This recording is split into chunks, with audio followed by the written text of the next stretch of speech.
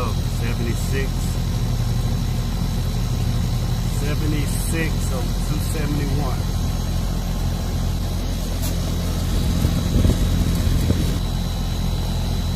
That low on refrigerant. Let's check superheat subcooling. Check subcooling.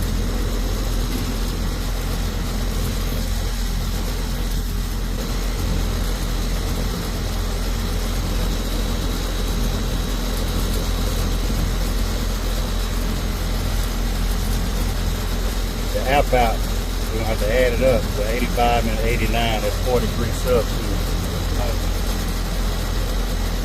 Heat probably gonna be hot.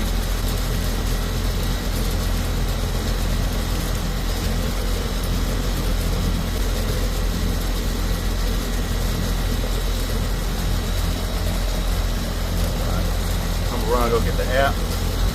So just to be transparent with you, if you don't know how to add your superheat and subcooling, we'll have to use the app. It's just like the DMG-4B, but at least you have ports to hook up your thermocouple.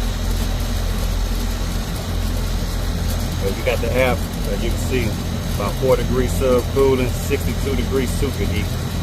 So you got the app and we'll calculate it for you.